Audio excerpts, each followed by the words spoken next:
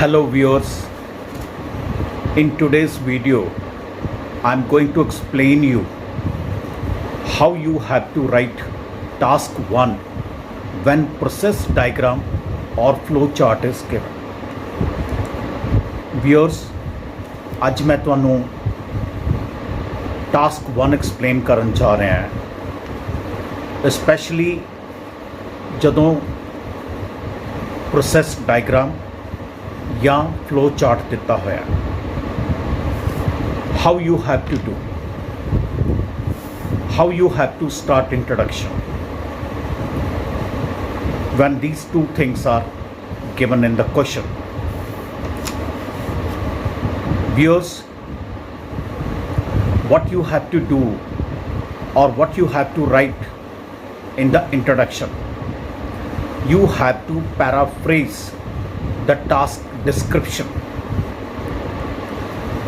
ਜਿਹੜਾ ਵੀ task ਹੈ regarding process diagram oblique flow chart, you have to write paraphrase, means you have to write 1 or 2 sentences in your own words what the task is about, and you have to include the purpose and end product of the process. They should not be left out.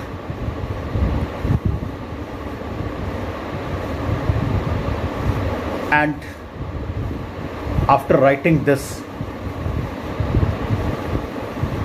you have to write description, the main part of the task 1.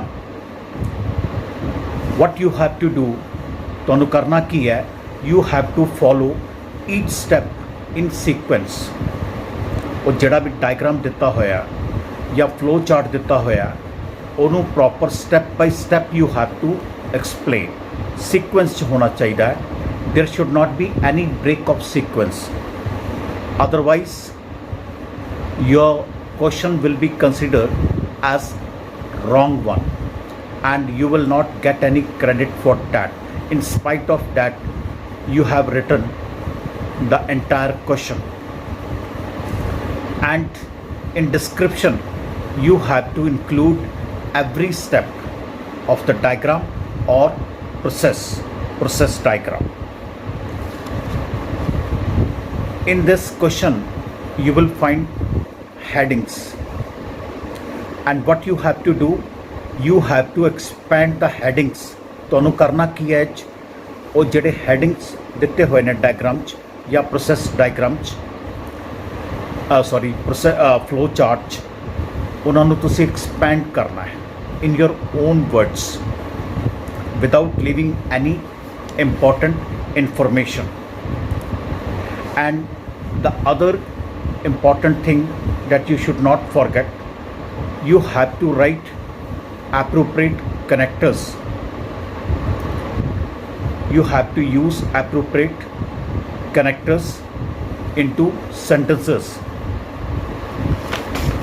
It means you have to expand the headings with the help of connectors. In the coming videos, I will tell you what type of connectors you have to use in task 1 and task 2. So don't forget to watch my coming videos. Now regarding conclusion, there is no need to write a separate paragraph for conclusion. One sentence summarizing the entire process or flow chart is enough.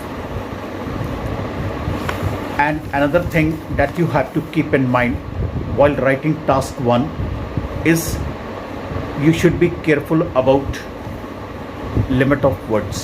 You should not write less than 150 words in any case. You can write up to 170 or 180. So one more advice I want to give you regarding writing, that you should use pencil, and if you commit any mistake or error so that you can erase it. And if you write with pen, so it will be not easy for you to erase that, and it will also look untidy, and examiner it will not make very good impression on the examiner.